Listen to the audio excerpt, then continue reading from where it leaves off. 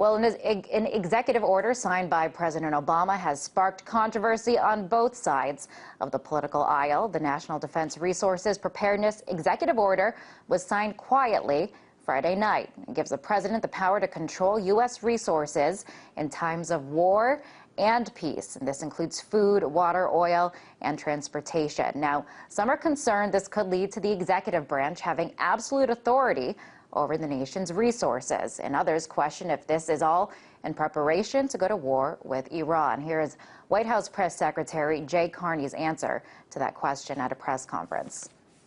Some online commentary suggesting this gives the executive branch power to allocate energy, food, water in either peacetime or wartime. And there are some conservative blogs that are pushing the notion that this suggests the White House is preparing for a war with Iran. Can you explain what this executive order was? Well, I cannot explain that reaction to it. I think it was a fairly standard and routine piece of business. So is this just business as usual, or does it give the executive branch an unprecedented amount of power? To talk more about this, radio host Alex Jones joins me now from Austin. Hi, Alex. Nice to see you. So we just heard the White House they're brushing this off, saying it's not really a big deal. But should Americans be alarmed? Americans should be extremely alarmed. Look at the NDAA, where the president's saying he can secretly kill Americans and have bags put over our head and have us thrown into black vans to disappear forever. Or look at the TSA and the airports groping people. Look at the drones in our skies. Look at Army checkpoints now, the end of Posse Comitatus. What's dangerous about this Cold War era emergency legislation is that it was for basically nuclear war, and it is for the government taking over infrastructure. You notice Carney didn't deny that. He just says this is business as usual. The difference is they're taking that out of the deep freeze and trying to thaw it out. And the president said last year during the Libya war that, hey, I don't need Congress's approval to launch this war. And then 2 weeks ago, they told Congress, the Secretary of Defense did, I don't need your authorization. The president doesn't need it to go into Syria. We'll do it if we want because the UN gives us permission. So we have a president and others saying they take orders from the UN, and they're taking legislation designed for when the U.S. is under a nuclear attack and everything's been destroyed, basically. And they're saying, we're going to use this in peacetime. So that's the difference. And we see the president shutting down power plants without congressional approval, so his buddies make more money with their power plants that are left on. We see the president nationalizing General Motors, giving tens of trillions to foreign banks. We see the president signing legislation to charge people with felonies if they protest at national security events. All of this is part of an acceleration. It was incremental. Now it's an acceleration towards classical tyranny. And so we would be insane if we weren't concerned about this new executive order. Now, Alex, the justification when this has been similar executive orders in the past when presidents signed them is that they could be used in these special powers can be used during times of emergency. But as you just mentioned, this is special, this is different because it allows the president to exercise this authority in times of peace. So what does this mean? When can the president now use absolute control? Well, the president may try to implement this. It's still unconstitutional. It's still illegal. They can pass an NDAA saying they can kill me and no one ever knows where I went. Literally blow my head off, tie a chain around me, throw me in the ocean. They're saying they have that power. I say it's illegal. I say it's a violation of common law, Bill of Rights, Constitution. But yes, you're right. The difference here is they're saying, hey, we can do this for any economic emergency or anything else, not just during a major world war. And so that's why this is so unprecedented and so incredibly dangerous, and that's why so many people are concerned about it. They just want to bring these powers in and then not have people challenge it. They don't like the fact that they're trying to power grab right now ahead of all these new wars they want to start, and people are standing up and saying if this is wrong, including Congress. Legislation has been introduced by Walter Jones of North Carolina that if Obama launches new wars in Syria or other areas without congressional approval, that impeachment begins. That has not been on any globalist corporate New World Order media here in the United States. Not ABC, not Fox, not CNN. None of them have covered that impeachment proceedings have begun. Look, there's major power grabs happening, and if we don't stand up and decry them, we're all in serious, serious danger. Now, you mentioned war, and when a reporter asked the question if perhaps war with Iran, this is all in preparation for war with Iran, you heard some laughs there, but could that be part of the motivation behind this executive order? Yeah, think about that. Everyone knows that Israel says they're getting ready to strike Iran. There's open discussions of it. They've got special forces and proxy groups blowing up military bases in Iran now. That's on record. And we see the president putting the U.S. on a war footing and signing a declaration that allows the grabbing of the entire infrastructure. That's what it says. And people say, does this have to do with Iran? And people laugh like we're strange because we're actually keeping our eye on the ball. That's the biggest sign there that you know how close we are towards this new war. They're sending Russian troops into Syria. The Russian ships are there docked. All of this, China, the Chinese president 2 months ago said, prepare for war with the U.S. China has never talked like that. I mean, the world is racing towards a giant conflict, and the system doesn't want the people to know about this or to be part of the debate. They want to just say, oh, there's not anything going to happen with Iran. That's crazy that there might be a war. How crazy. Oh, we're saying we'll secretly kill citizens if we want and use the military on them. Oh, it's crazy to not like that.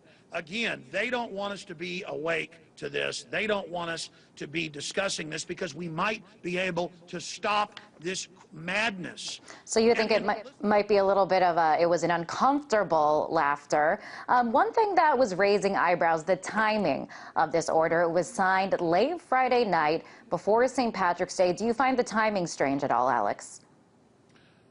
Well, it's clear that they didn't want the public debating this or looking at this, just like the National Defense Authorization Act was signed in the afternoon on New Year's Eve, December 31st, 2011. Obama had said he didn't want to sign it. Then it turned out he demanded that the provision for secret arrest of citizens and secret killing and torture be added. You know, people ask, is this martial law? Yes, we've been under a soft form of martial law with secret arrest, warrantless spying, protesters getting beaten up, all of these type of things going on for a long, long time. Now they're telling us torture is good, secret arrest of citizens is good, the government taking over infrastructure is good. They don't deny all this stuff that we warn people about forever being real now. You know, before they laugh at you and say it wasn't real. Now it's real, but you're still a conspiracy theorist if you don't trust them. Well, then all the founding fathers of this country were conspiracy theorists. And the last thing I want to say is this. Throughout history, governments have gotten out of control and hurt people. And I want everybody to understand, this is not even America doing this. The same banks you see openly appointing presidents and prime ministers in Europe, the same mega banks announcing world government, are the people that have captured America. It's these oligarchs that are doing this while they sit offshore playing our nations off against each other. We need to come together against the New World Order global crime banking syndicate and restore our country's sovereignty before World War III is started. And the good news is the military and police and others that I talk to are waking up in droves. And that's why the system's trying to accelerate their takeover and trying to sign these pieces of legislation in the dead of night before a holiday when they think people will be too drunk to notice. Alex, I do want to switch now to another topic. I know you have very strong opinions about this. Also has to do with government expanding powers. It's NSA's newest and biggest surveillance program. It's called Total Information Awareness. The program targets all kinds of electronic information from around the world. So this includes emails, tweets, texts, phone conversations, you name it, from U.S. citizens. And here, what you're looking at here is the center in Utah. It's being called the biggest spy machine ever in existence. Alex, should citizens be concerned about how the government is handling this wealth of information that they will now have? Well, just 5 years ago, Bush denied they were doing this because it was illegal. And now I saw Wired magazine just a few days ago, and they said, watch what you say. And then they had the Secretary of Defense, they had the CIA director in there, Petraeus, saying, oh, we're working with industry to have bugs and tracker systems built into all appliances. Your dishwasher is going to be listening to you. Watch what you say. We don't need warrants anymore. Just like they say they'll secretly arrest us. Just like they say they'll kill us. I mean, they're just flaunting all this tyranny in our face now. The head of the CIA, it's illegal, by the way, to have them involved domestically. Doesn't care. He says, yeah, the CIA is watching you, America. That is a system in our face telling us you're a slave and trying to intimidate us. Well, you know what, Petraeus? I'm an American. I don't work for Goldman Sachs like you New World Order guys do. I'm here to defend my republic, and I'm not scared of you no matter what happens. What you're doing is illegal, and just because you publicly announce you're going to arrest and kill citizens, and that you're going to spy on us without warrants, and that you're going to put troops on the streets, and that you're going to do all this, doesn't make it okay. Just like when the troops got caught growing opium under orders 3 years ago in Afghanistan, they just hid it in plain sight and had Fox News and CNN go, yeah, the troops grow the opium, and ship it to you in America, but if we catch you with it, you're going into prison. I mean, think about how they hide it in plain view. Yeah, we torture. Yeah, we spy on you. Yeah, we do all of this, but it's no big deal. Get used to it. You know what? We're not going to get used to it. You're indicting and convicting yourselves, globalists, that you're a bunch of un-American traitors, and the people are waking up to what you're doing. You have robbed this country blind of tens of trillions of dollars through the banker bailout. You're trying to conquer the U.S. through financial Alex, fraud. I do want to bring in the justification for some of this. I want to play this soundbite from you. It's from the Defense Secretary, Leon Panetta. Here's what he has to say about cybersecurity. That the next Pearl Harbor that we confront could very well be a cyber attack that cripples our power systems, our grid. So cybersecurity is a concern. You know, we're becoming more modernized. We have hacktivists. It's kind of part of a more modernized world. So shouldn't the government then take steps to address it if it, in fact, is a threat? Yeah, the U.S. and Israeli government launched the Stuxnet on Iran, and now are using the Stuxnet as a reason to have the government take over all the infrastructure and the internet and put kill switches in all of the devices, when they're the ones that have been caught before launching false flags against the internet structure. Again, this isn't the U.S. government. It's long gone. This is a bunch of private globalists who have taken over and hijacked our country, saying, let us take over the internet and shut down people's free speech to protect it. It's the opposite. That's not what they're doing. Again, this isn't our government anymore. That's the point I'm trying to make here. Who is it then, Alex? Do what? Who is it then if it's not our government that's doing this? It is 6 megabanks, Goldman Sachs, JP Morgan Chase, and a handful of others that openly have announced a Bank of the World. The Economist magazine admits they've got a Goldman Sachs takeover of Europe, hostile takeover of Europe. It's a private corporate fascist group that have bought off our governments and gotten control of our militaries. They control Europe, they control England, they control Australia, they control the United States. And everybody better look out, including those of us inside the empire, because these crooks know that they've got to fully take over or they're going to end up all going to jail. These are crooks. These are crazy bankers that make 40-to-1 bets with their own customers' money who have nuclear weapons. They are completely full of bravada and chutzpah, and everybody better look out. And here's the bad news. Appeasing them won't make them back off. It'll only make them get crazier.